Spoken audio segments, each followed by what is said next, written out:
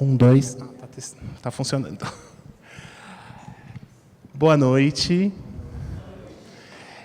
Sejam todos, todas e todes bem-vindos e bem-vindas aqui na nossa mesa.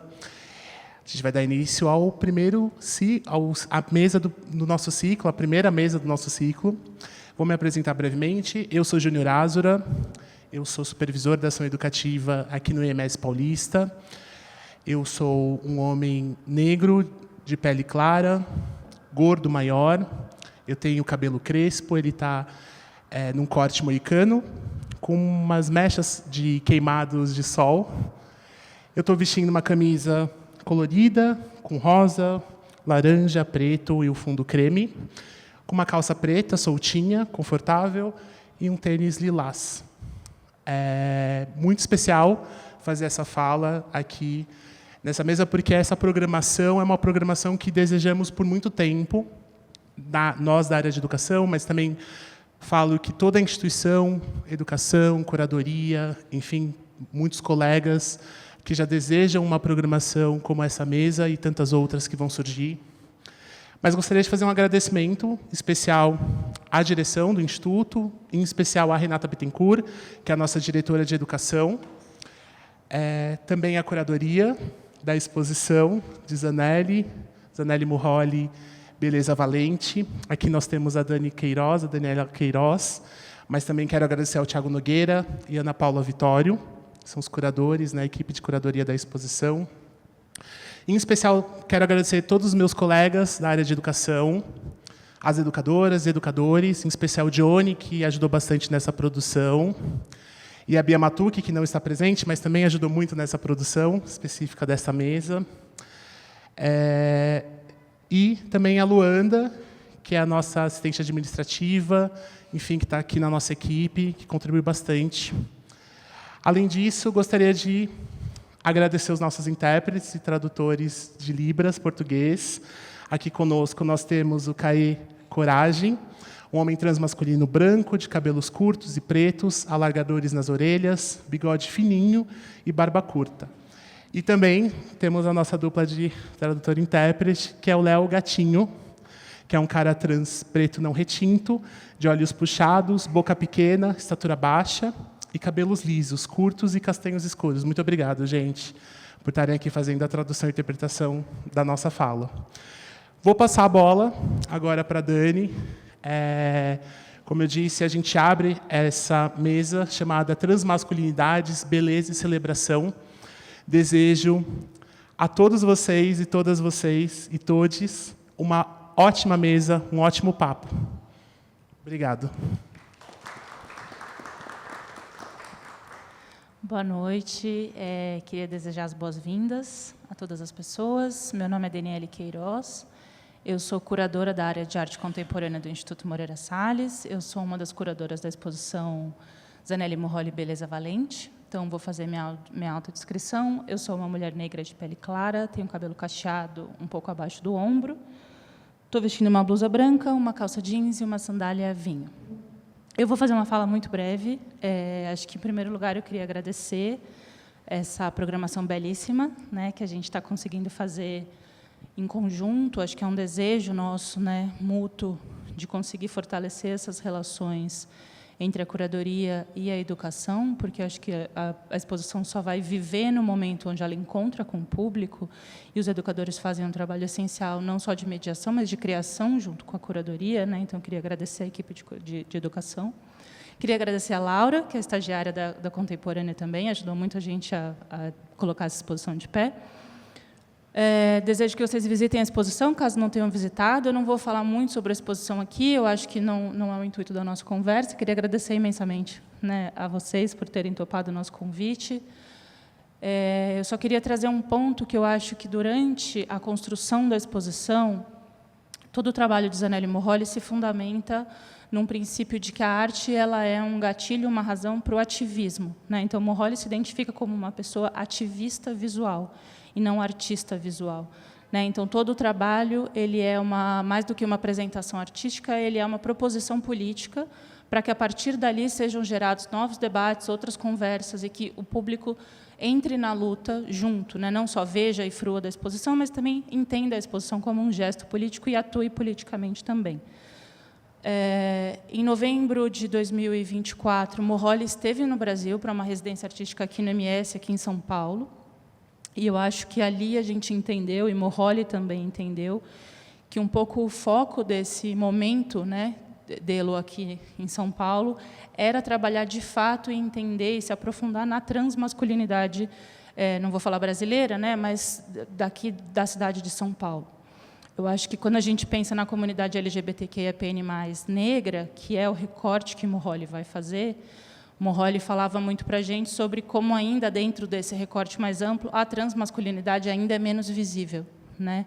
Então, a gente também sentiu isso na curadoria, né? Obviamente que todo o espectro da comunidade ainda precisa de muita visibilidade, mas para a gente também foi, acho que, um disparador para a gente pensar a transmasculinidade, poder discutir, trabalhar e ampliar esses espaços dentro do Instituto, né? Então, mais uma vez, obrigada. Eu acho que é isso, não quero me estender, vou passar a palavra. Meu nome é Estevão Rodrigues, de antemão vou fazer minha audiodescrição. Sou um homem negro de pele clara, tenho um cabelo cacheado, curto ainda, estou de cavanhaque, um óculos com armação transparente, estou com uma camisa branca, gola alta, uma calça azul marinho e um tênis branco. De antemão, eu queria agradecer pela oportunidade. Eu acho que pensar transmasculinidades, principalmente em espaços como esse, é muito importante, a partir da elaboração da própria narrativa mesmo, sabe? A gente conseguir construir esses caminhos em que a gente fala por si, em detrimento de outras pessoas que estão sempre falando sobre o que interpretam da nossa vivência. Então, obrigado ao IMS pela chance, pela oportunidade, pelo espaço. Tá? Eu vou me apresentar um pouco. Mais uma vez, eu sou Estevão Rodrigues. Eu sou poeta, sou formado em Letras pela Universidade Federal da Bahia. Atualmente, eu estou finalizando o mestrado em Literatura na UFPR, um mestrado exclusivamente sobre literatura transmasculina, que eu acho que ainda é uma área pouco estudada. A gente não tem teoria sobre a poesia transmasculina, quais são essas referências, como se dão essas narrativas dentro da poética e da teoria da poesia. Tem sido um trabalho bem delicado e bem bonito de se fazer, eu diria. Tenho 2 livros autorais publicados, tenho participação em 4 antologias, faço algumas palestras e, enfim, é bonito estar aqui, para além de todo o agradecimento. Eu acho que é muito bonito e muito potente esse momento hoje. E pensando principalmente em elaboração de narrativa, eu não vou me estender muito na minha apresentação. Eu vou falar muito mais sobre o Lu e sobre Nilo. Eu já queria começar com algumas perguntas para a gente trazer esse bate-papo. Tanto o Lu quanto o Nilo eles estão inseridos nessa parte da arte, que é algo que a gente tem explorado principalmente no fomento à cultura, cada vez mais, aqui no Brasil.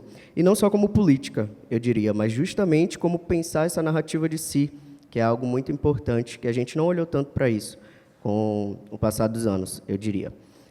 E eu queria muito saber de vocês como se dá esse processo criativo, como é se pensar enquanto um corpo transmasculino na arte, como é perceber quem são essas outras referências transmasculinas que vocês têm e como é ser também uma referência, porque não dá para negar que vocês dois hoje são referências nas áreas de atuação.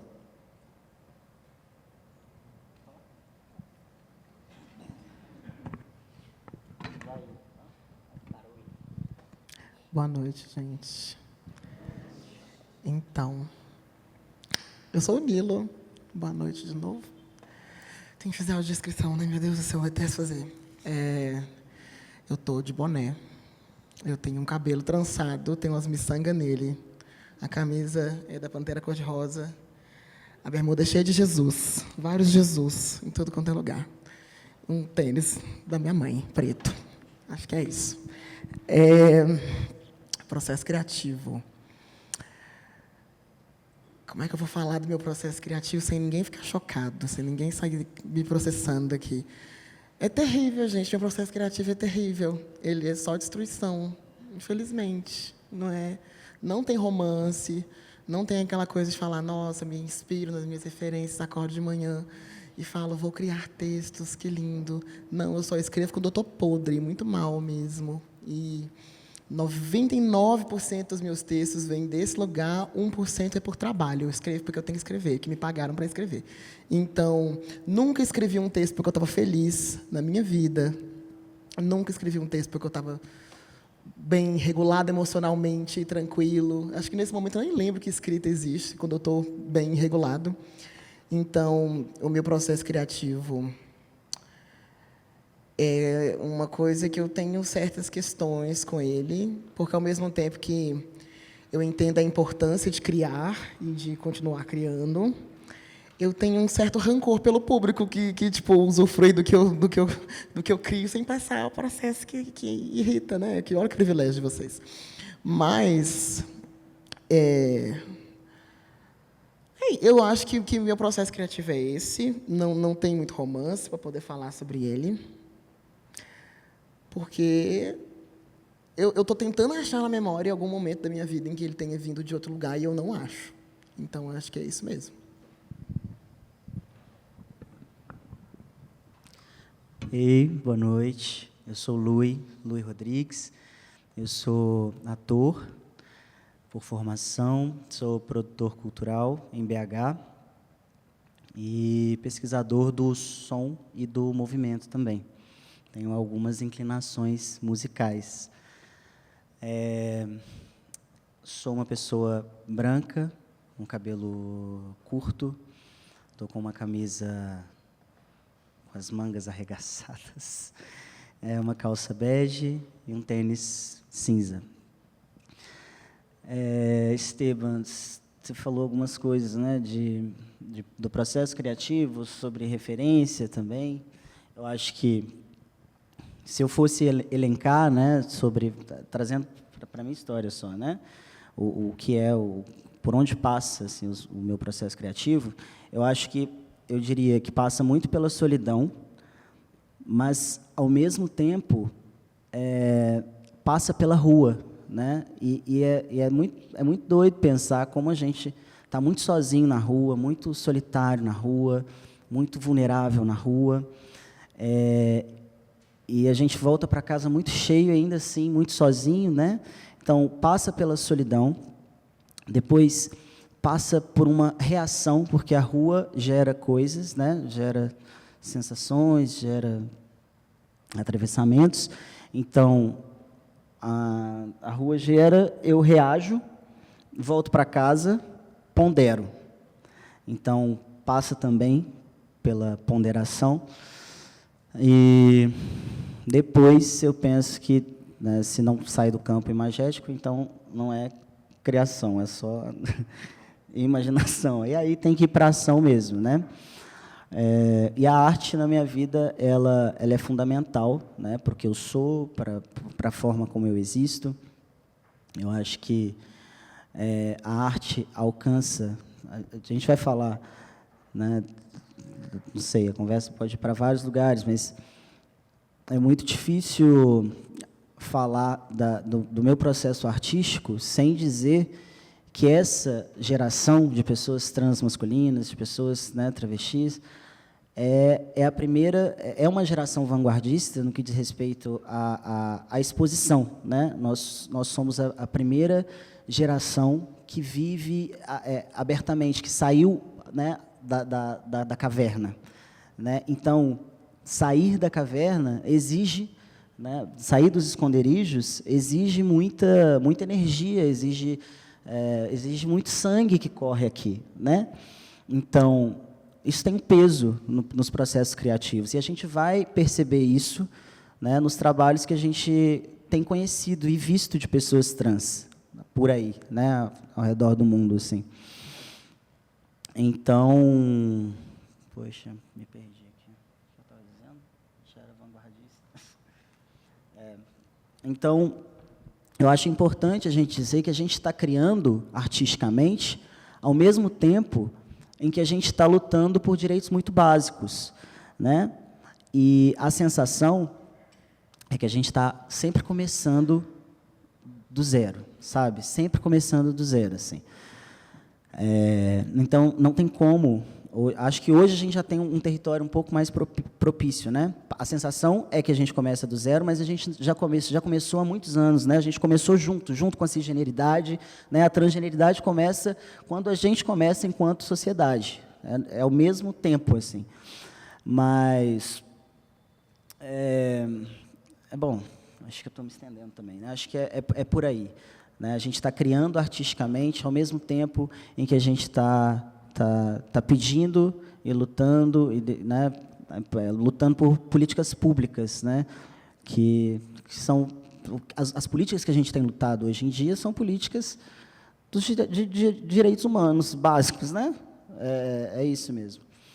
Então, meu processo passa por esses pilares, né, da solidão, da reação, da ponderação e da ação, mas também passa pela exaustão, pelo cansaço, sabe, de ter que criar sempre reagindo, assim. Eu acho que a gente está mudando aos poucos enquanto coletivo, mas ainda se vê muito nos trabalhos de pessoas trans, de artistas trans, muita reação, né, ao que a gente tem vivido. E que a gente não pense que a gente tem vivido só coisas ruins, não. Né? A gente está lutando por direitos básicos, mas a gente também está celebrando muitas coisas. Né? Zanelli fala disso também, que Zanelli encontrou aqui no Brasil um território muito afetivo, e que ficou surpreendido com a forma como a gente se afeta, a forma como a gente se acolhe, como a gente se toca, como a gente se olha, como a gente se percebe. E isso tudo também é uma conquista nossa, sabe? É uma reação nossa ao que a gente vive, sabe? Então, que a gente pense também no que a gente tem, nas reações, não só reações ruins, não, né? de situações ruins. Essas reações de situações muito prazerosas também. Show. E é um lugar que acaba passando muito pelo afastamento também dessa masculinidade hegemônica, né? A gente se deixar afetar, se deixar ser afetado, isso atravessa muito o distanciamento desse ponderamento de poder, na verdade. A gente tenta se afastar muito disso, na verdade, no nosso processo. Aqui a gente tem apesar da criação artística ser comum, a gente tem duas áreas que eu diria que são bem diferentes, e especialmente o Nilo, para além da carreira da escrita, ele tem uma história, pensando ali o slam como parte da sua carreira artística, e que isso faz parte enquanto experiência mesmo, para além de poeta, sabe? E eu penso muito que para nós, principalmente pessoas negras, a oralidade faz muito parte da nossa história, porque se a gente pensar a ancestralidade, todos os nossos saberes foram passados através da oralidade. A escrita chegou muito depois. A escrita a gente utilizou como arma de subversão, para que os outros soubessem o que a gente já sabia. Então, foi muito mais uma estratégia do que disseminação de saber, por assim dizer.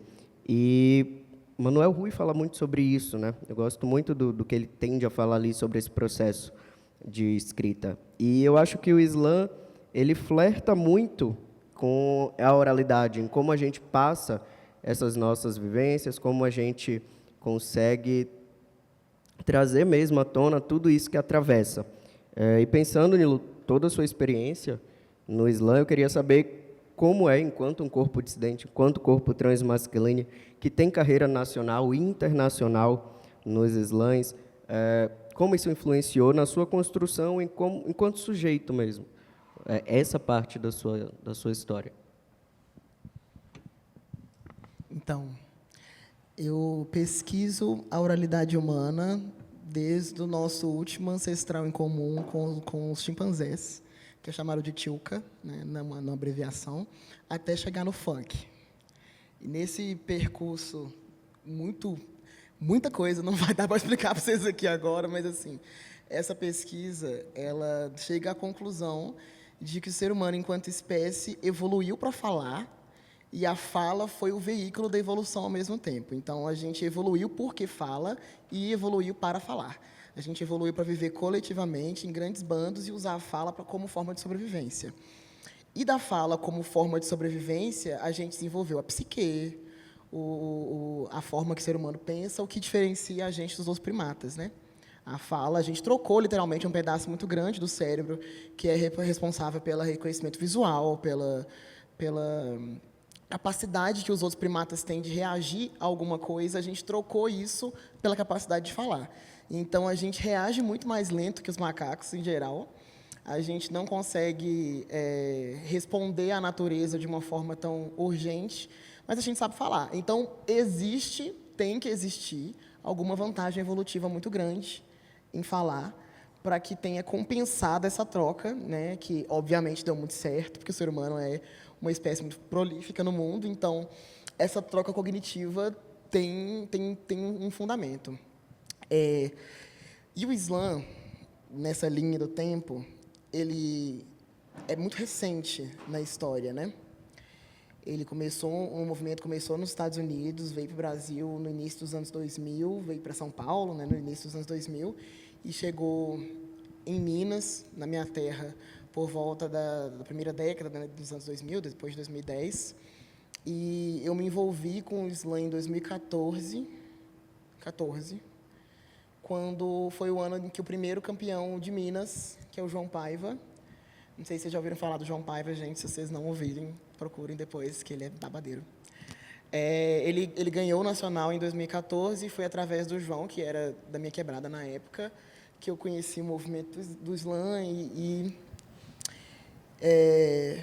passei pelo movimento do Islã. Em 2018 ganhei o Nacional e fui para 4 mundiais. Assim. Hoje em dia eu me considero aposentado do Islã, porque eu não compito Islã mais, não é um movimento que eu participo, nem produzo, nem vou, sendo bem sincero hoje em dia, porque depois da pandemia, não sei se aqui aconteceu, mas em BH aconteceu um processo muito de diminuição mesmo. Os Islãs não estão mais tão frequentes, estão tantos Islãs que, sei lá, acho que 2016, 2017, a gente tinha uns 5 Islãs por semana para ir. E hoje em dia a gente tem, tipo, um ao mês. 2, com sorte. Então, foi um movimento que mudou muito de cara, né, depois da pandemia.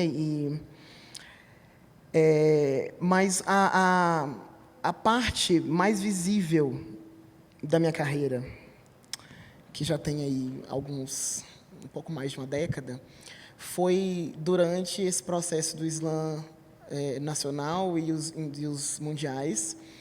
Então, grande parte como o público me conhece foi consolidado dentro do Islã. Mas eu trabalho com teatro. Eu comecei a trabalhar com a arte pela música. Tenho um trampo musical, tenho um trampo com teatro, tenho uma loja de artesanato, que é o que eu faço ali, inclusive. E o Islã é até complicado entender qual é o lugar dele na minha vida hoje, porque eu acho que eu até tenho um texto meu que eu falo que, tipo, eu estudei muito tempo para fazer Islã e hoje em dia o Islã está me estudando, porque eu não tô ativamente mais no Islã, mas o que a gente cria de forma, né, de temática e tudo mais fica, né? E hoje em dia eu percebo muito que a cara do Islã tem mudado.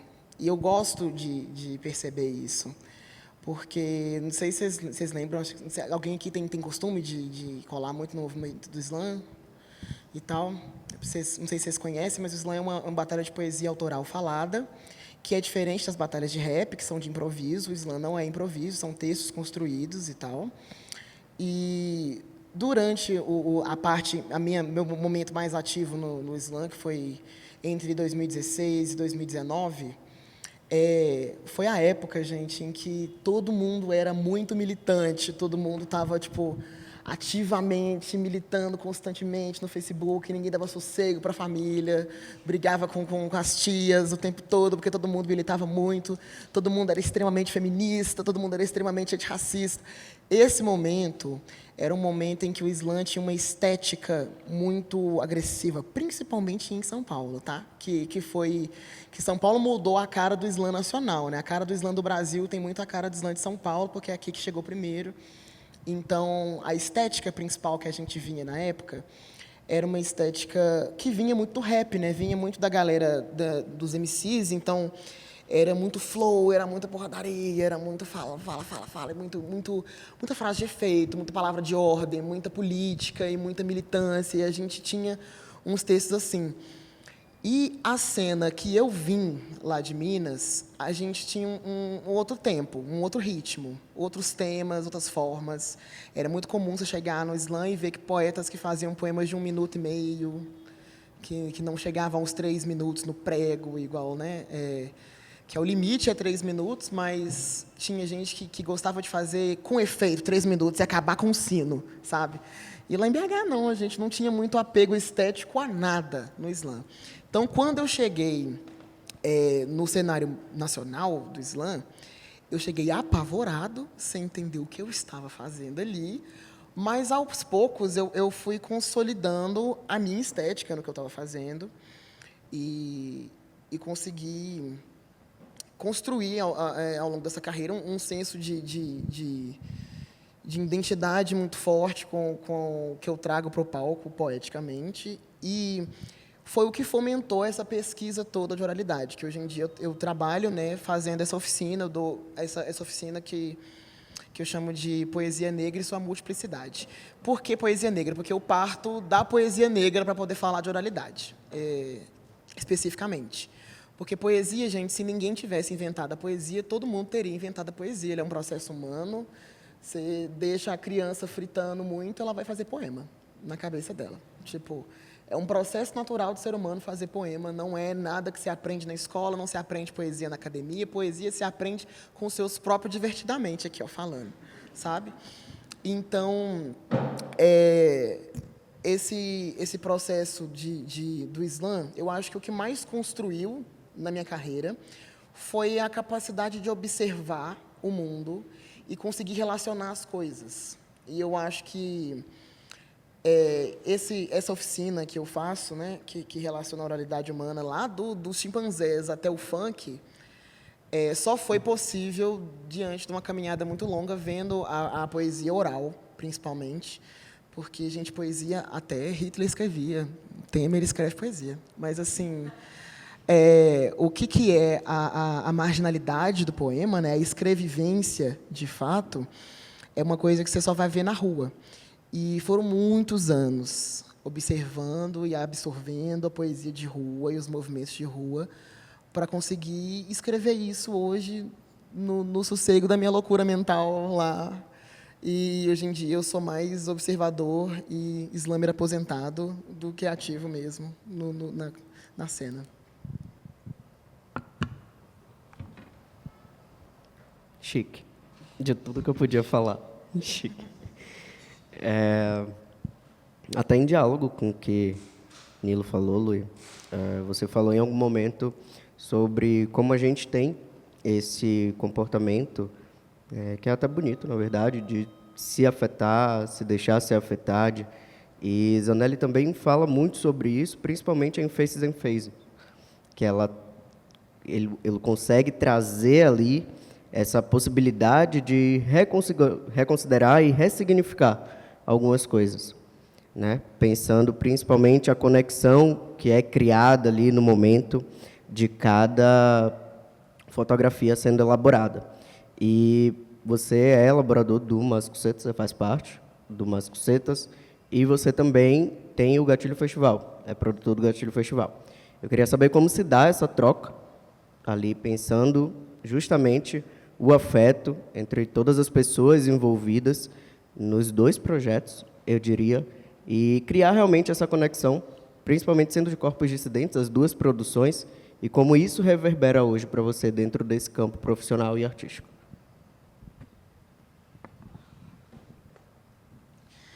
Eu acho que cabe falar, né, quando se traz o trabalho de Zanelli, Face to Face, né, e da afetação, acho que cabe a gente trazer um panorama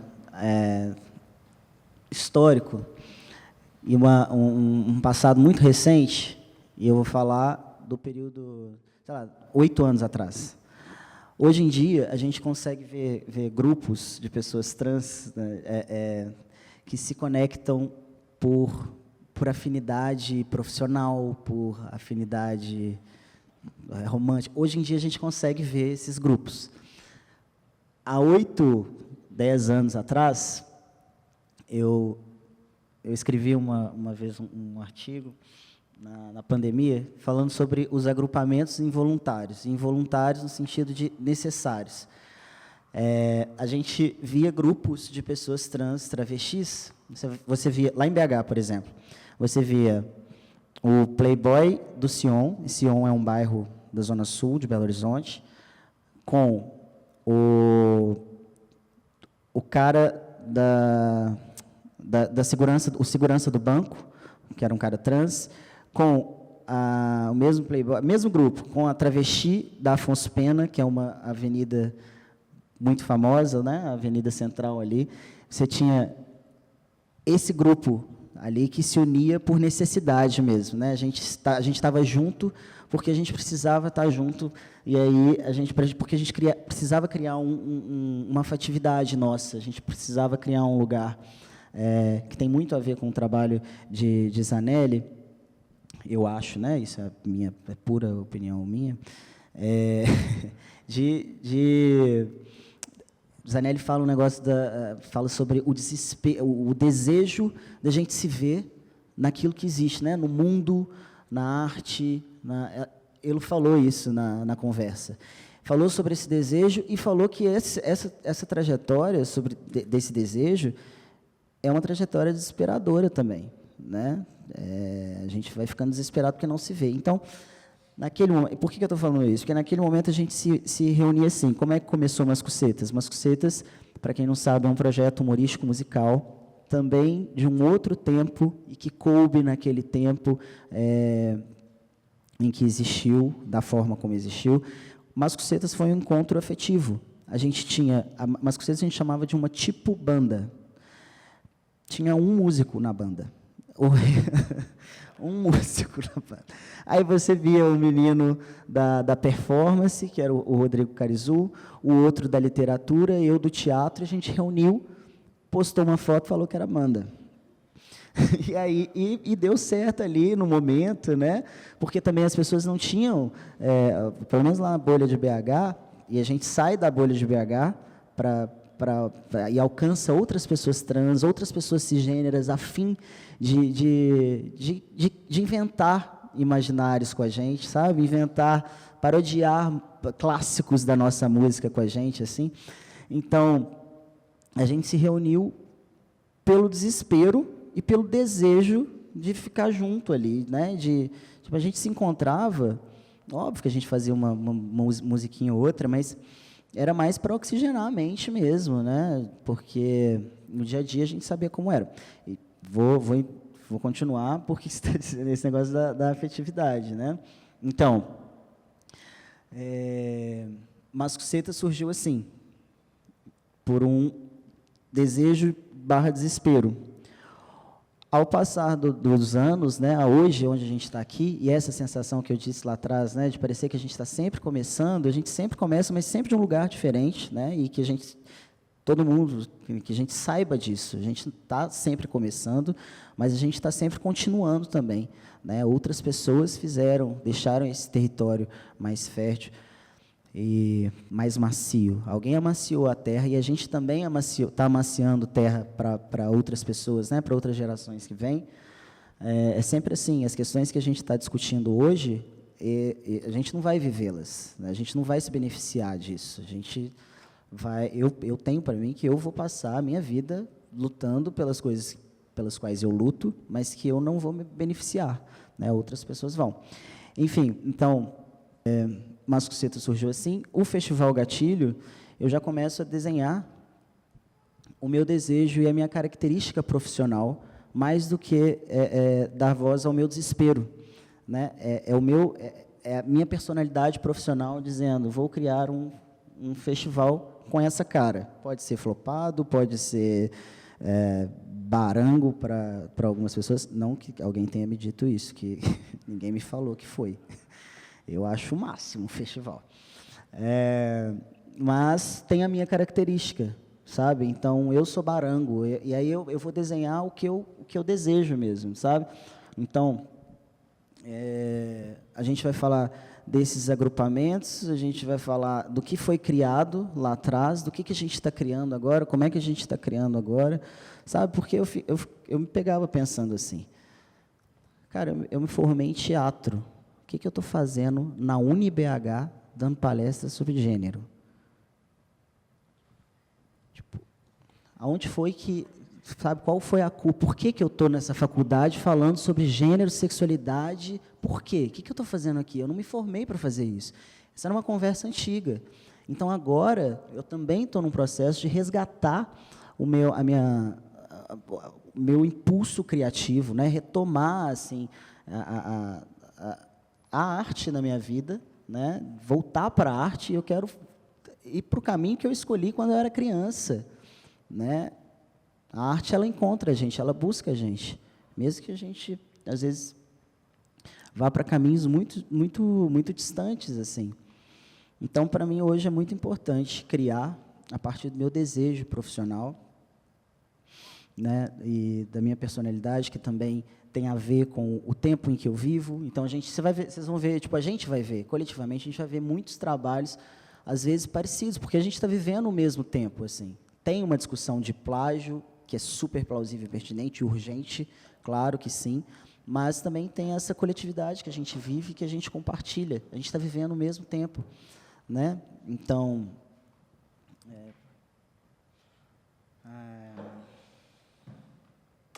bom, acho que é isso. E tem a questão também da gente continuamente se afastar desse segredo trans que a gente tem na infância, né? Principalmente ali nas primeiras infâncias, início de adolescência, tem muita questão do segredo trans que ninguém pode descobrir, que ninguém vai saber nunca. E isso reverbera, pelo menos para mim, muito na parte artística. Eu lembro que o primeiro poema que eu escrevi na vida já foi como Esteban, porque era meu pseudônimo, ninguém ia saber que era eu. Eu podia ser quem eu quisesse ali na poesia, e se qualquer pessoa perguntasse, eu ia falar, é um pseudônimo, eu aprendi isso na aula de literatura, tem um monte de escritor que faz isso. Então, tinha essa questão de ter essa liberdade, mas, ao mesmo tempo, caminhar com cuidado. Eu acho que a gente tem caminhado mais em outros lugares, pensando alguns anos atrás. E até pensando nisso, tem muito diálogo, inclusive, com a próxima pergunta, que eu vou fazer para vocês dois. Eu vejo que essa questão de pensar a arte, de pensar como se dá às pessoas transvestis gêneros, não só na poesia, não só na música ou na produção, mas em várias áreas, como na literatura, no audiovisual, nas próprias questões ali que envolvem esses outros âmbitos artísticos, tem realmente tornado isso muito mais falado.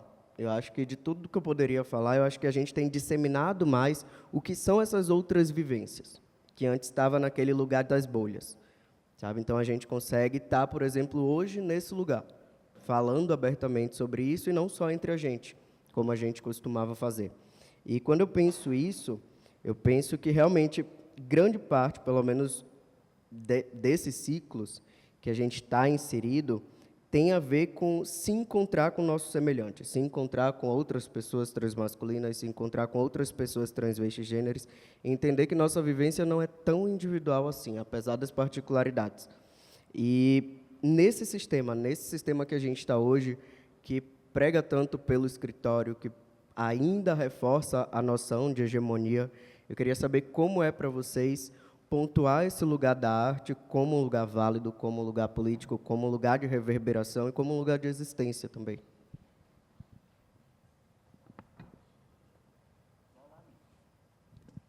Então, eu acho que ser uma pessoa trans fazendo qualquer coisa que não seja ser marginalizado, estar no crime, estar na prostituição, é um grande pioneirismo constante.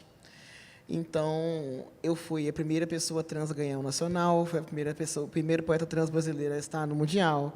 Eu fui o primeiro livro infantil juvenil escrito por transmasculino voltado para as infâncias trans. E insira aqui, primeiro nisso, primeiro naquilo, primeiro naquilo, primeiro naquilo. Não acho isso bom. Eu não acho bom ser o primeiro a fazer uma coisa que as pessoas se estão fazendo há séculos. Não acho, não.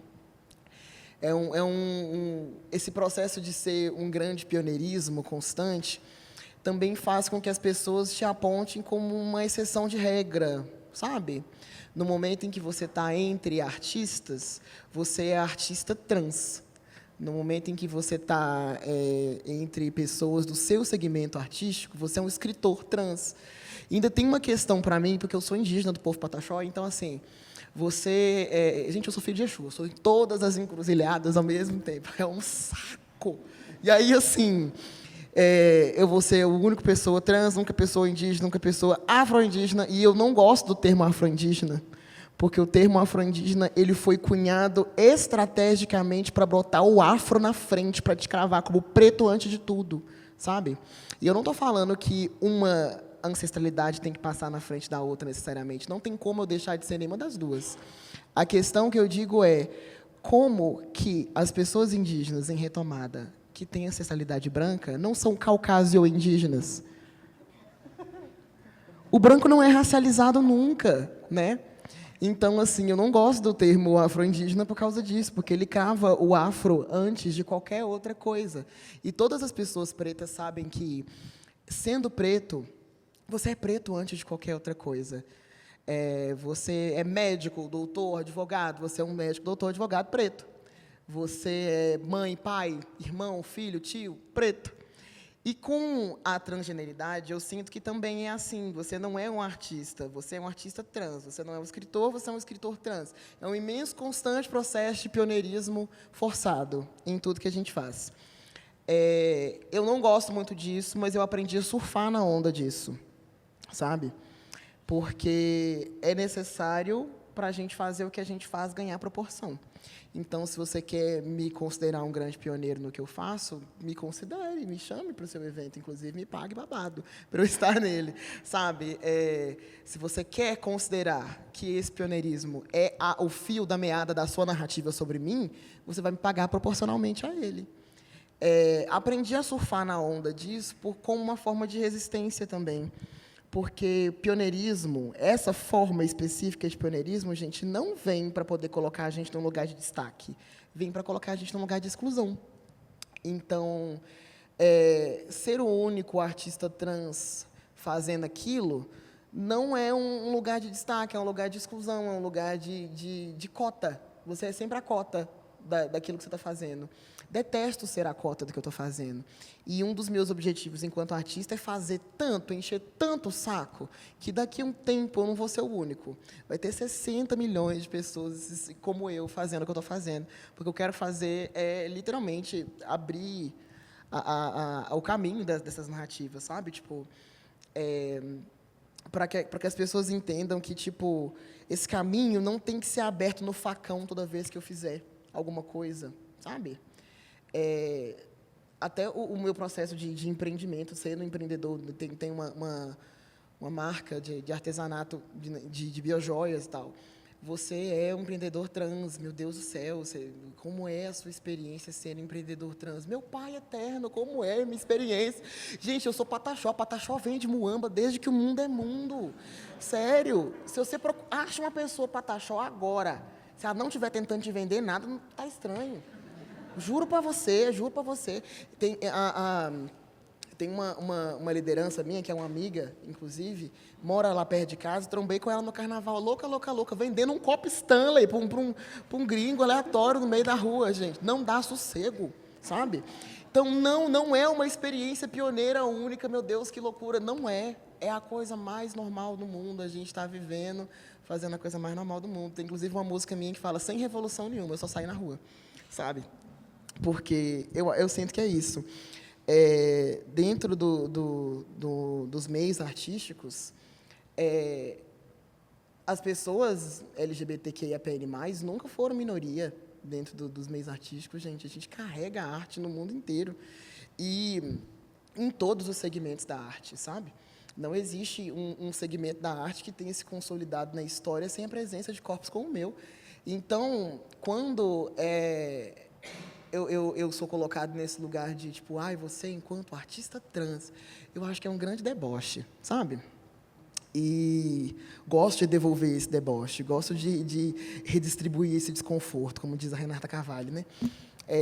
Porque as pessoas não param para pensar no que significa esse lugar, sabe? É igual eu falei com vocês, né? Ninguém... Não existe o Caucásia ou indígena, mas existe sempre um apontamento do que é diferente em todos os lugares, sem perceber que essa diferença construiu a coisa em si, né?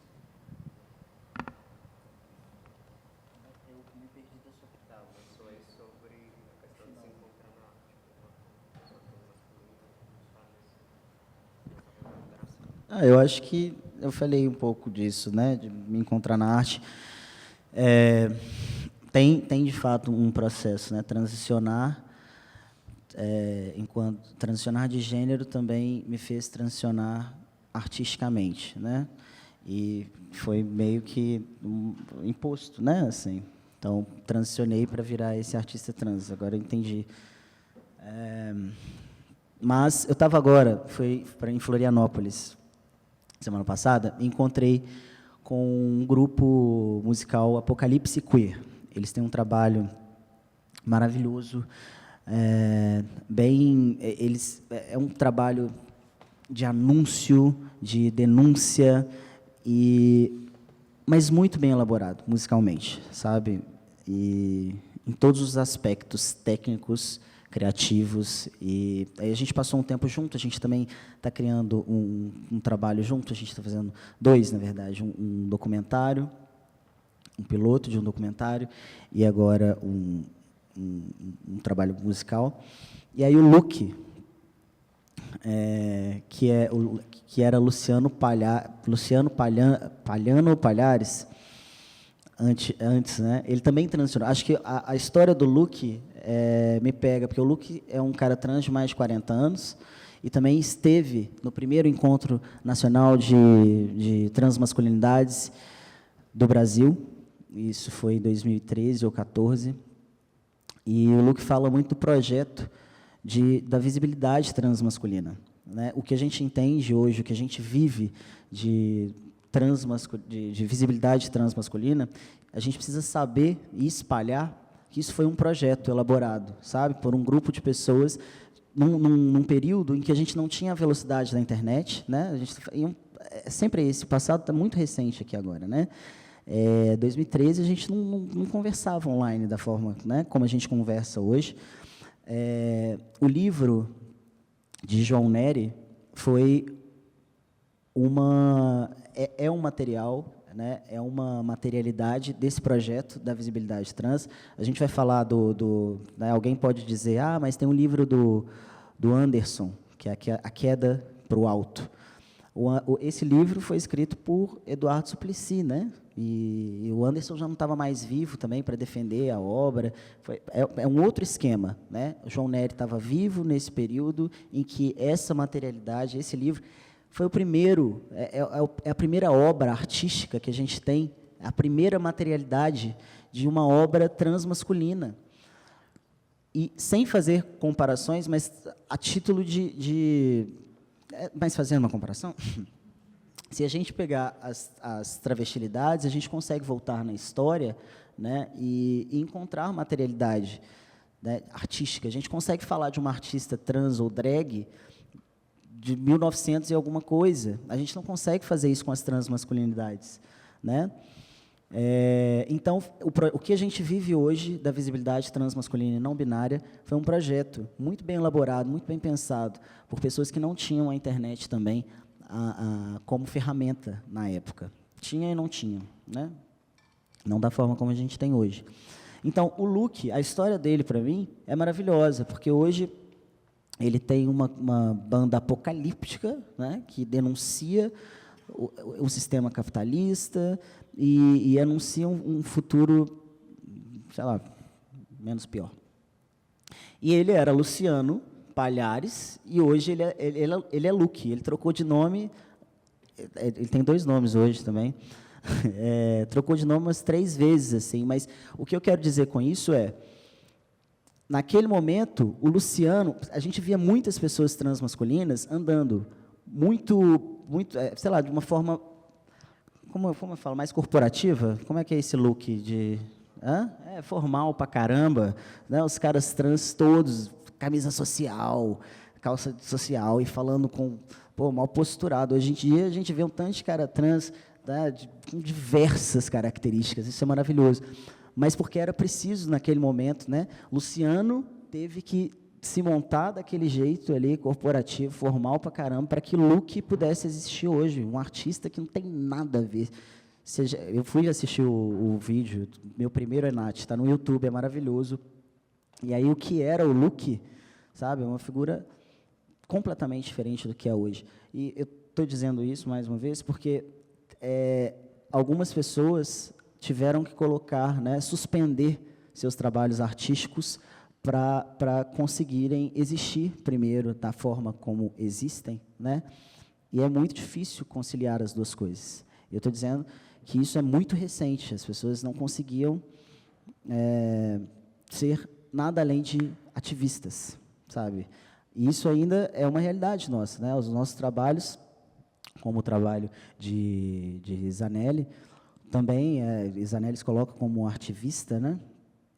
Ou ativista visual, como vocês disseram, é um trabalho de denúncia ao mesmo tempo.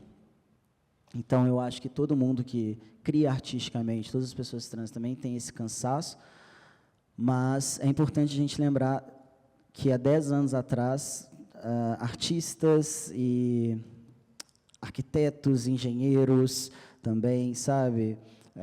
Todas as putas, seguranças, enfim, tudo, né? Todas as profissões. As pessoas também estavam suspendendo as próprias vidas porque não podiam, não estava dando para existir, né? Para negociar outras coisas além da própria existência. Então eu me encontro na arte nesse lugar, assim, né? Também nesse momento de retomar, de olhar também, continuar observando o mundo, a vida, e porque isso me faz criar e me faz observar os meus pares, que a gente, né, às vezes se diz como iguais, mas às vezes olhar para o diferente também, e às vezes ser surpreendido por olhar por um diferente e me encontrar tão parecido ali também, sabe? Gosto de criar também saindo um pouco da minha bolha. Hoje eu consigo fazer isso, sabe? Hoje eu consigo caminhar por outros territórios que não seja só aquele aquele território que eu vivi há 10 anos atrás, que era muito exclusivo, né, fechadinho, para a gente reduzir as possibilidades de danos mesmo.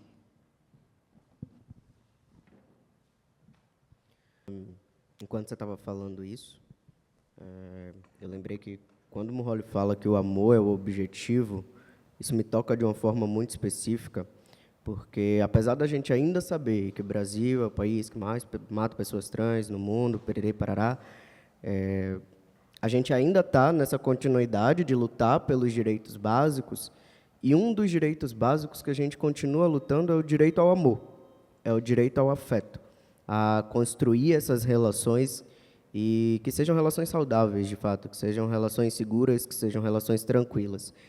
E eu vejo que muito disso tende a atravessar a gente de alguma forma, seja com a relação com a família que a gente tem, com a relação com a família que a gente constrói, relação com nossos pares, com nossos companheiros, companheiras, companheiros. E isso tudo fala muito sobre como a gente também faz da vida um projeto de luta, através desses direitos, tá? da conquista desses direitos.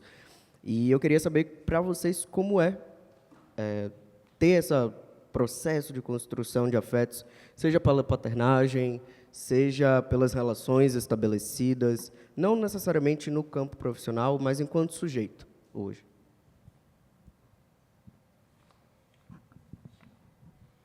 Eita. Vamos lá. Então, eu sou pai e vamos explicar essa paternidade. Em 2016, eu gestei uma criança que não está mais nesse plano, e foi o mesmo ano em que nasceu minha filha, que é filha da minha melhor amiga, cujo pai não comparece muito, apesar de não estar fora da história, ele está lá, mas ele está lá como um homem cis. Então, eu adotei a minha afilhada, que é a filha da minha melhor amiga, e eu crio ela desde bebê, e ela está com 9 anos. Não existe nenhum respaldo legal que me torne responsável por ela diante da lei. É importante ressaltar isso. A lei brasileira não compreende a existência do meu formato de família. Então, a gente vive um formato de família que, além de fora da lei, completamente, é incomum. E a minha filha, esse ano passado, foi o primeiro ano dela na escola de criança grande, escola pública, porque a gente tinha uma bolsa numa escola particular, onde as crianças eram de uma bolha, assim. Então, ela foi para a escola da quebrada, das crianças da quebrada dela, pela primeira vez ano passado, e entrou em contato com alguns fatos que ela nunca tinha reparado antes. Ela nunca tinha reparado que o diferente sou eu. Ela foi criada por uma pessoa trans, ela foi criada por várias pessoas trans, ela cresceu naturalizando travestis e homens trans e transmasculinos de diversa forma, e não binários de diversas formas. Então, assim, minha filha é uma criança que foi criada perguntando o pronome das pessoas, quando ela não sabe sacar o gênero. Ela não se estressa com a forma que as pessoas se vestem, não escandaliza com absolutamente nada. Por ser uma criança indígena também, ela é do povo puri, né? Ela está sendo criada de volta dentro dos costumes de um povo que está dado como extinto pelo IBGE. Então, ela cresceu naturalizando o peito de fora como uma coisa completamente normal, independente de que corpo aquele peito pertence. Não aprendeu a sexualizar e hipersexualizar o próprio corpo. Eu nunca vou mandar minha filha se portar de forma diferente ou vestir nada diferente porque chegou uma pessoa na minha casa. Se eu tenho que cercear a liberdade dela porque chegou alguém na minha casa, a pessoa não vai chegar na minha casa, simples assim. Então, ela foi criada num sistema muito diferente. Ela descobriu que esse sistema é diferente ano passado, gente. E aí, assim, ela chegou em casa falando assim, ei, você é fresco. Não, porque você anda fresco, você fala fresco. O que você faz, gente? Você olha para assim, a criança fica assim. Mona. Onde você aprendeu isso? Eu só não pergunto onde ela aprendeu isso, porque eu sei exatamente onde ela aprendeu isso. Então, assim, foi recentemente que ela descobriu que o nosso formato de família é diferente, porque as outras crianças não são criadas pelo padrinho. Ela aprendeu recentemente que quando as crianças têm padrinho, ele não é um homem trans. Ela aprendeu recentemente que a maioria das crianças nunca viram falar de gente trans na vida, e muito menos viver e conviver com tantas, igual eu costumo falar, que ela é o bebê embalado no colo das travestis. Então, assim, porque ela realmente foi, para desespero do pai dela. Então, essa coisa de como criar uma noção de afeto que... E detalhe, gente, eu nunca fui companheiro no lugar afetivo sexual da mãe dela. Nunca. Ela é aquela minha amiga que, tipo assim, nunca vou dar nem um selinho, porque é estranho pra caramba, sabe? Tipo, jamais. Não, então, ela está sendo criada por uma figura paterna e materna que não tem um relacionamento entre si, dentro de um sistema completamente diferente. E, às vezes, ela tem que explicar essa afetividade para as outras crianças. Ela tem que explicar por que a família dela é assim. E isso fez com que eu tivesse que ter várias conversas difíceis, onde eu ensino para a minha criança a se defender do ódio que ela recebe gratuito. Ela recebe uns ódios absurdos. Ela é uma criança de pele clara, cabelo liso, que é chamado de macaco na escola porque ela é indígena. Então, assim, esquece tudo que vocês aprenderam no racismo do Twitter. O que eu tenho que ensinar para minha filha como estratégia de sobrevivência é um buraco muito mais embaixo do que a gente aprendeu do racismo, do colorismo. Esquece tudo isso que você aprendeu. As máquinas de racismo que existem na cabeça de uma criança indígena são outras. E as máquinas de transfobia que existem na cabeça da minha filha são outras. E, inclusive, ela não está isenta de aprender comportamentos e pensamentos da norma e chegar em casa reproduzindo eles. E no momento em que a sua criança chega em casa reproduzindo uma transfobia gigantesca, você precisa primeiro passar por cima da resposta natural do seu corpo à transfobia, porque aquilo ali não é seu inimigo, é a sua filha. Então, quando eu falo de construção de afeto, eu penso muito em luta, eu penso muito em uma coisa muito... nesse lugar mesmo, de brigar para ficar vivo, porque, gente, não é fácil quando a menina chega em casa falando assim, eu quero mudar de escola. Por que você quer mudar de escola? Eu quero mudar de escola porque tem um menino que ele fica o tempo inteiro em cima de mim fazendo na boca. Eu quero mudar de escola porque eles falaram que você tem AIDS. A Lua chegou para mim falando isso, recentemente. Então, a construção de afeto, para mim, primeiramente, ela é uma briga de faca. Eu tenho que brigar para não deixar o mundo implantar o ódio na cabeça da menina que eu estou criando. Começa aí. E, para fazer isso, gente, eu tenho que criar ela sem eu mesmo violar o corpo dela, ela não apanha, minha filha não apanha em casa, minha filha não recebe esse rolê de castigo igual eu recebia na infância. Eu tive que criar um outro sistema novo, onde ela tivesse aprendizado de disciplina e estrutura e regra, mas não da forma que eu aprendi. Eu precisei refazer o planeta inteiro para uma criança existir. Isso sem... eu não moro próximo da minha mãe, não moro próximo da minha família, eu não tenho rede de apoio familiar, nem eu, nem a mãe dela, a gente não tem a rede de apoio que eu tenho. Nesse momento, inclusive, quem está cuidando dela para eu estar aqui é um travesti. Então, refazer um planeta inteiro para poder criar uma criança é o exemplo mais próximo que eu tenho de construção de afeto. Porque eu costumo falar que eu sou incasável, jamais vou conseguir, assim, eu não acho que seja para mim esse rolê de construção de relacionamento, não acho que eu vou casar um dia, não acho que eu vou... Gente, eu sou bem esquisito com isso. A minha noção de construção de afeto é esse negócio. Eu tive eu já escrevi sobre isso, usando esse termo, eu tive que reflorestar o planeta para poder criar uma criança. Então, esse trampo de paternidade trans, gente, é um buraco tão embaixo, porque, tipo assim, as pessoas imaginam, quando você fala de maternidade trans, paternidade trans, você consegue imaginar na sua cabeça qual que é o babado.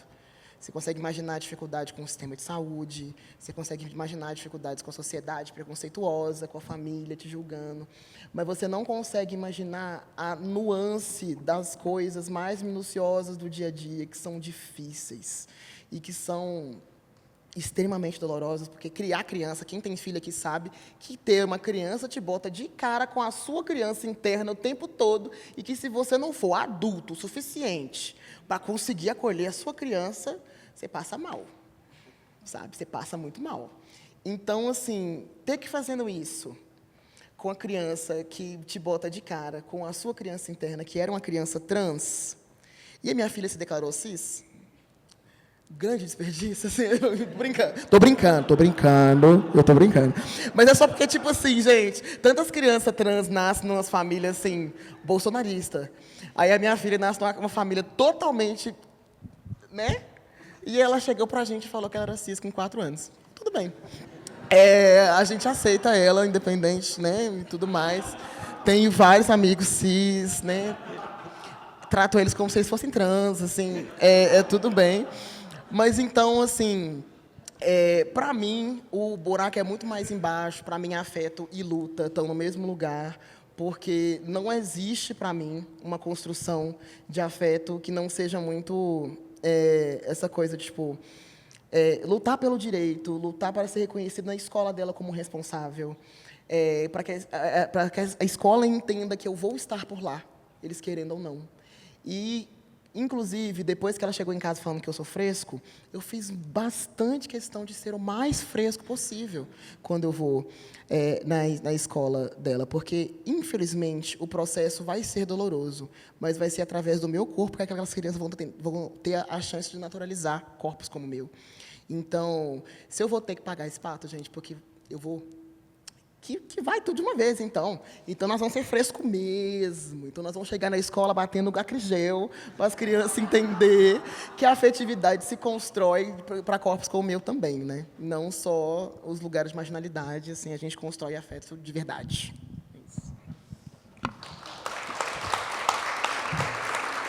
Concordo com o Nilo em relação a atribuir luta na construção de afeto. E aí eu fico pensando nessa afetividade que a gente falou mais cedo, né, entre pessoas trans, que tocou profundamente Zanelli. E começa também, quando você fala isso do acrigel, vai bater unha com acrigel, né? E você está dizendo também, você está dizendo da estética, né? E aí, como é que a gente consegue se amar também, brigando por tanta coisa, né? É difícil. E acho que a gente, enquanto coletividade, a gente tem conseguido fazer isso, porque a gente troca as lentes, né? A gente sabe o que é a beleza padrão, sem necessariamente termos em mão quais são exatamente os pontos que eles colocam, né, sobre o que é ser bonito, sobre o que é ser feio, mas a gente sabe o que é uma beleza padrão, né? E a gente sabe também o que é uma beleza padrão através do conceito de feiura, que nos é atribuído. E aí eu fico pensando nessa lente, né? Vou pensar a afetividade como quando a gente troca, a gente subverte os conceitos, assim.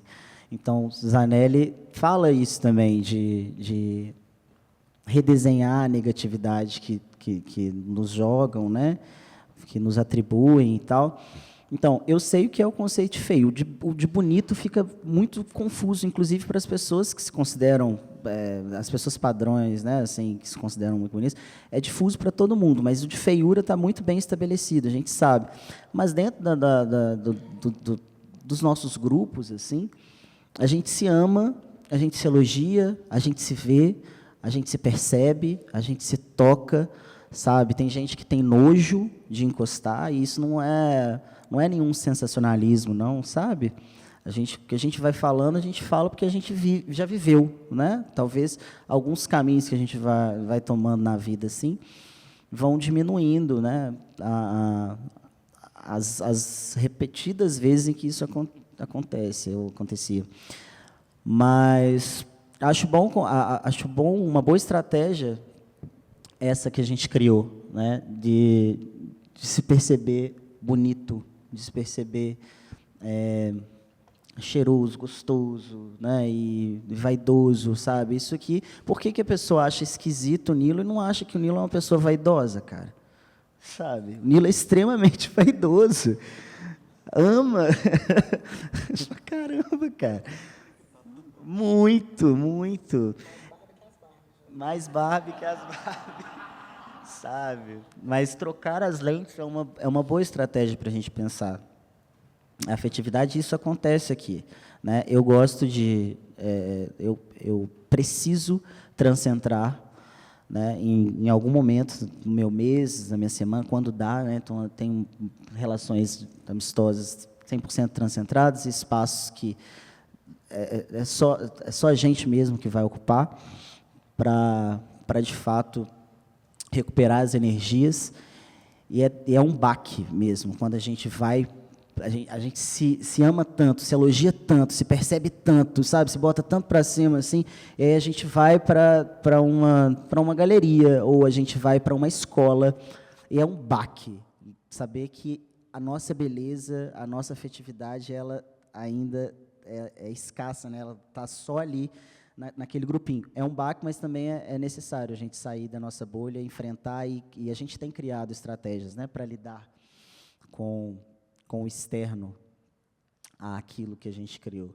Enfim, eu acho que pensar a afetividade, eu penso nesses lugares de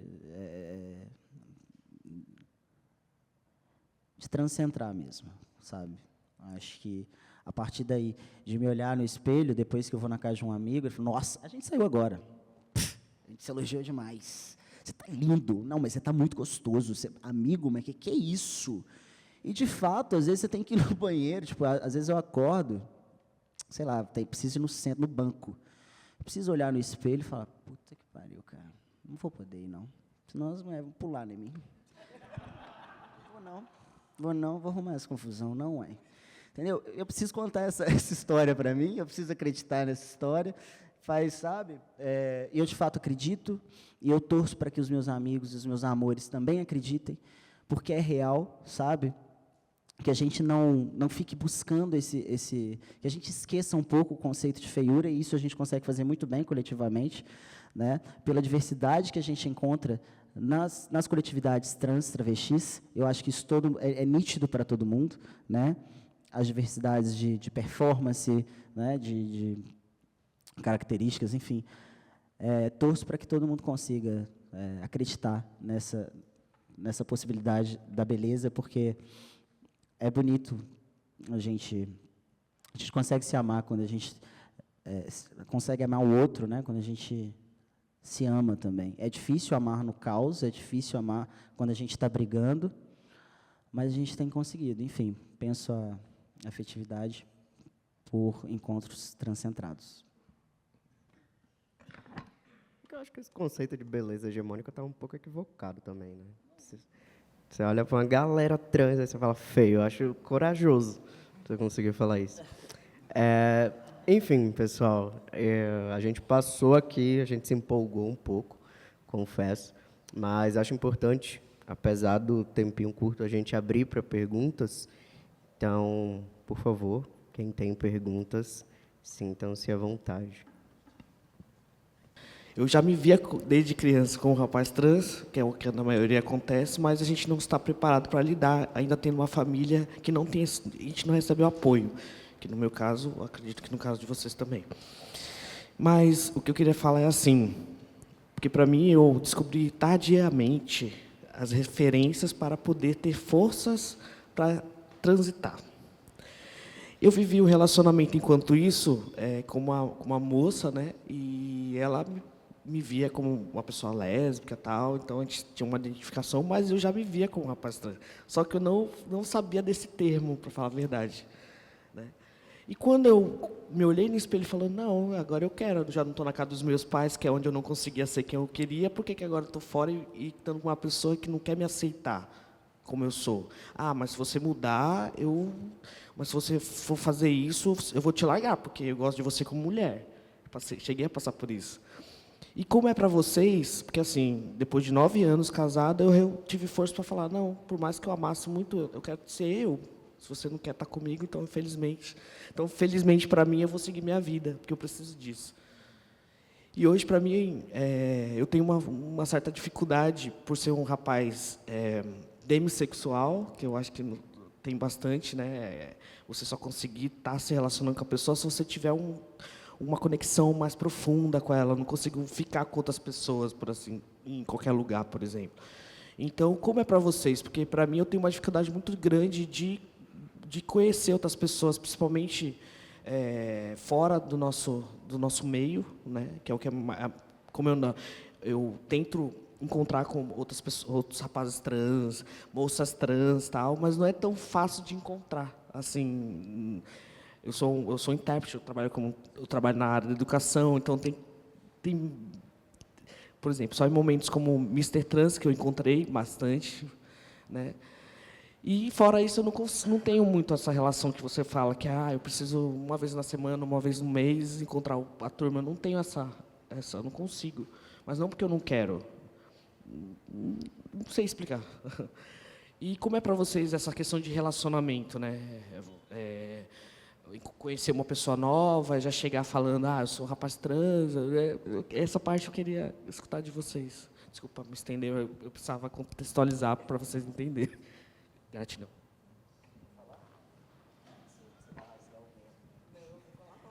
É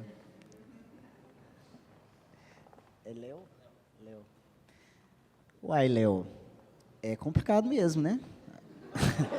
É complicado, né? E vou dizer, porque os corpos trans são... Os corpos trans não existem no imaginário social. A gente consegue imaginar o corpo de uma travesti. A gente não consegue imaginar um corpo de uma pessoa transmasculina. E eu estou falando a gente, né, fora dessa sala aqui, né, a gente enquanto sociedade mesmo, os corpos trans não existem no imaginário social. Né, a gente vai falar... Bom, a misoginia que a gente vive, ela também é uma um desses, né, desses fatores aí que...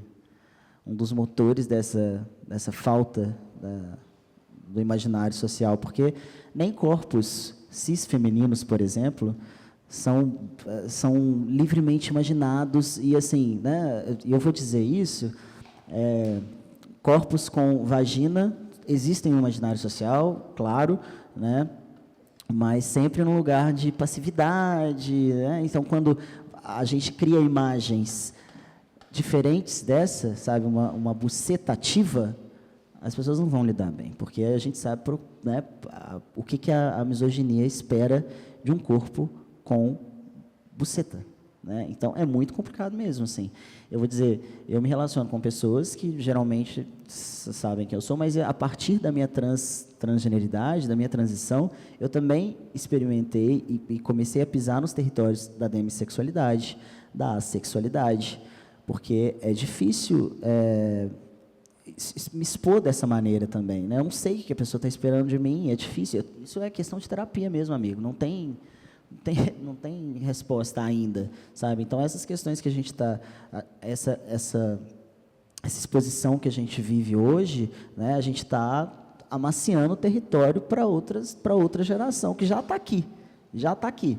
Né? Não é que não nasceu ainda. Esse pessoal já nasceu e vai aproveitar o que a gente sofre hoje. Né? Enfim, a demissexualidade... É importante a gente investigar também se era uma pessoa DM antes ou vem junto com a transgeneridade, sabe? É importante a gente investigar para também criar estatística, né? Para criar dados, assim, porque é foda. E sobre a bolha, né? Acho que vai mudar a sua vida se você encontrar esse grupo, assim, sabe? Você vai mudar a sua vida real. Você vai virar, daqui a pouco vai aparecer a Crigel também, né? Muda tudo, sabe? Muda o seu jeito de se olhar no espelho, sabe? De ouvir outras pessoas, muda tudo. É muito importante. Eu acho que é importante a gente se encontrar em algum grupo, em algum momento, assim, sabe? Pessoas trans, assim. Não sei como é que vai fazer, se tem grupo de homens trans, intérpretes de Libra, se é isso, sabe? Vai fazendo, a galera vai fazendo. Tem o pessoal da BOL, tem o pessoal do futebol, tem o pessoal das Libras que vocês vão criar agora. É isso. Então...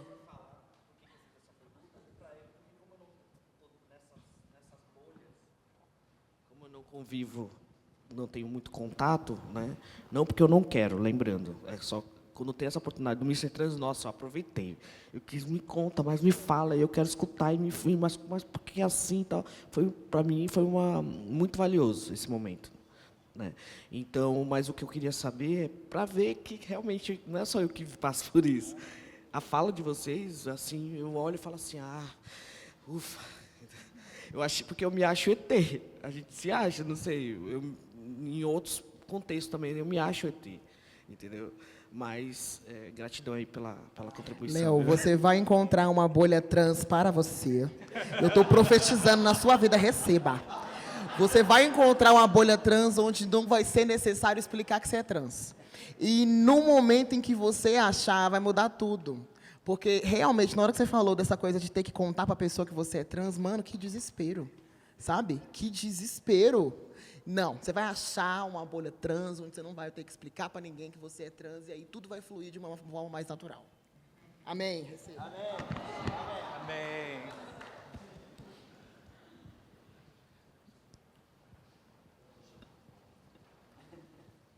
Boa noite. Eu queria falar sobre bolha trans, que domingo aqui agora vai ter a marcha transmasculina, né? Então, tá todo mundo convidado aí. E...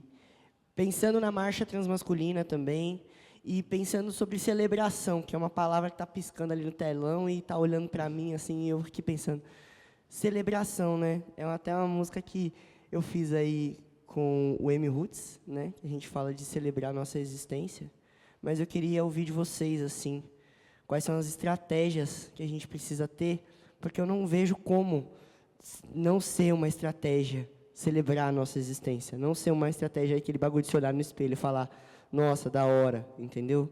E eu acho que a gente tem que construir essas estratégias. Eu acho que a marcha é uma forma disso também, porque a gente se encontra, mas é isso, é a segunda marcha transmasculina na história, né? E a gente está em 2025, então vocês imaginam aí quantas coisas a gente tem para construir ainda. Então, eu acho que seria da hora ouvir isso de vocês também, certo?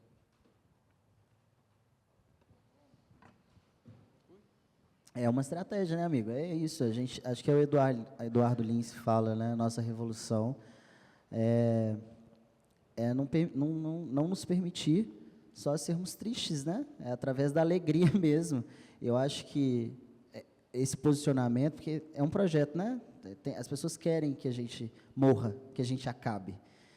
E a gente não vai acabar. A gente não acabou até hoje. Se a gente está aqui, né, é porque a gente não acabou na história, sabe, no percurso da história. E a história mostra isso para a gente, que a passos lentos, né, as coisas vão ficando menos piores, assim, mas, total, a alegria, a celebração é um dos meus principais lugares de luta também, sabe, a paz também, tranquilidade, quero ser alegre, mas também quero ser alegre sozinho lá em casa, entendeu? Não é porque pensa em celebração, também é sempre, né, junto e é sozinho também. Enfim, mas atuar através da alegria é fundamental para a gente, assim, que a gente não nos permita morrer, né? Quem é Evaristo Conceição, né? A gente não vamos morrer, não é isso? A gente combinamos de não morrer, é isso, é isso.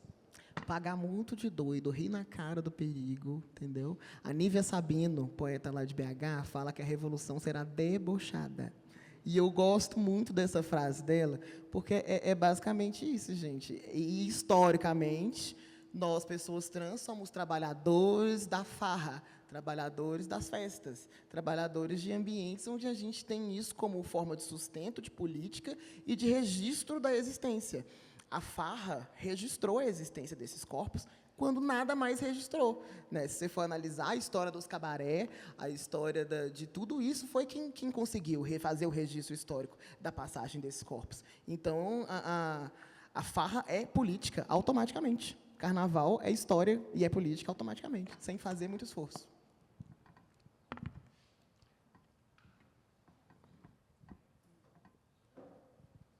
Eu queria pegar o gancho na celebração e celebrar vocês, assim, é incrível para mim estar aqui. Uma pessoa chamada Estebão Rodrigues uma vez me disse para rir com as suas referências. E ter Luiz Rodrigues, Estebão... né? Vocês são tudo Rodrigues. É. Luiz Rodrigues, Estebão Rodrigues, Nilo, um do lado do outro, aqui. Gente, porque Nilo não Rodrigues. É uma coisa muito linda, assim, né? Eu acho que muita gente sabe, muita gente que está aqui me parece que sabe o que a gente está vivendo, assim. Mas que lindo será, né? Quando a gente puder aqui, todo mundo que está aqui, conhecer as obras de cada um de vocês, de Lê, de Bru, de Raiz, de várias pessoas trans lindas que estou vendo aqui, ainda não conheço as obras e quero conhecer. Júpiter, né, que a gente chegue a um ponto onde essa troca de visão permita a dignidade das obras de cada pessoa que está aqui, que são vocês. Assim, vocês são grandes inspirações para mim há muito tempo. Leiam Sal Agosto, de Estebão Rodrigues, comprem Artesanatos com o Nilo e esperem todos os livros que ele vai fazer. Ouçam Mascucetas, ouçamos, né, porque eu acho que isso é uma forma... eu acredito muito na arte como essa forma de uma aproximação que nos permite construir uma memória coletiva de uma forma mais implicada mesmo, né? Que não fique só entre nós essa sabedoria, para que um dia Nilo possa ser um popstar na escola da Lua, né? Tipo assim, nossa, seu pai é trans, sabe? Que maneiro, meu pai é cis, que saco, sabe? Então, é uma delícia, assim, para mim, enquanto alguém que está construindo minha masculinidade, ver vocês aí na frente. Eu amo vocês. Aí, nenhuma pergunta. Posso fazer uma pergunta? E daí para fazer uma pergunta, acaba que eu vejo isso, né? Então, quando a gente tem a possibilidade de estar nesses espaços, né? Nesses espaços muito importantes para a construção da memória das artes brasileiras, enfim, mundiais, mas às vezes a gente acaba tendo que falar de tudo que nos acontece, e a gente é um sujeito coletivo representando várias historicidades que ainda não chegaram aqui. Então, eu queria perguntar para vocês se vocês estivessem aqui falando sobre o tema agora, da obra de cada um de vocês, qual seria, assim, sabe, para além da transgeneridade? Só isso. Um beijo. Qual que é o seu nome?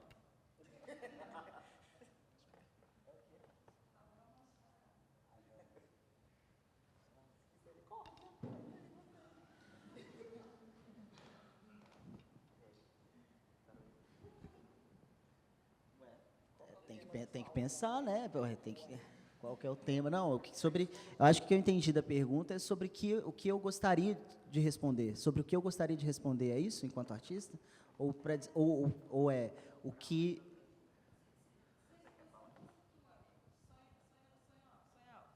Vamos pensar assim. Cada um de vocês aqui está aqui como um artista individual falando sobre a sua obra. Pensem utopicamente, assim, sabe? Sobre o que é essa obra, artistas? Sobre o que é essa obra aí?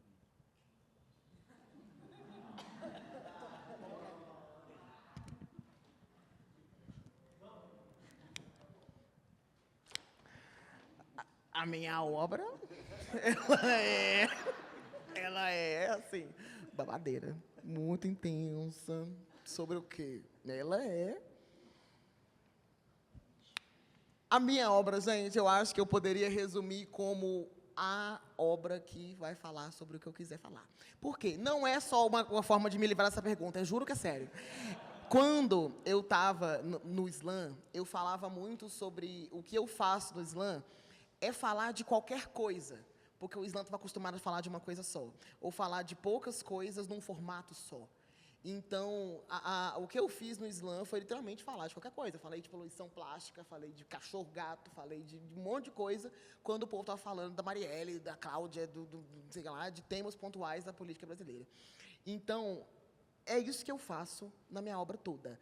No meu trabalho com artesanato, que inclusive está ali, comprem, eu pego técnicas tradicionais e faço arte alternativa, moda alternativa. Então, é uma narrativa sobre qualquer coisa. Então, o que eu resumiria a minha obra é a imensa arte de falar sobre qualquer coisa. Eu acho que é isso. Agora você vai fazer. Estou contemplado com a sua resposta, Kirsi. Não, eu quero chegar aí. Hoje eu trabalho para chegar nesse lugar, porque eu quero falar sobre qualquer coisa. Quero me desvencilhar desse monotema. Mas eu acho que hoje, se eu fosse dizer sobre a minha obra, é uma obra que vai colocar outras lentes para falar sobre o que eu tenho falado, né? Então, tipo, não repetir mais, tipo, né? A gente teve uma conversa aqui agora, enfim, sobre uma outra lente, uma lente diferente, né? Virar de cabeça para baixo e olhar para aquilo que a gente está olhando junto. Se eu fosse dizer sobre isso. Mas eu quero chegar nesse lugar, de falar sobre qualquer coisa, tenho trabalhado para isso. Gente, eu vou pedir licença, que eu acho que eu vou responder essa pergunta também. Porque eu sou um romântico incansável. Então, eu acho que eu falaria muito sobre amor. Eu sou muito clichê, sou muito afofadinho. Então, eu acho que eu poder falar de amor sem ter que costurar o amor o tempo inteiro ia me deixar muito feliz. De antemão, eu queria agradecer vocês por estarem aqui até agora. Eu sei que a gente passou um pouquinho do tempo.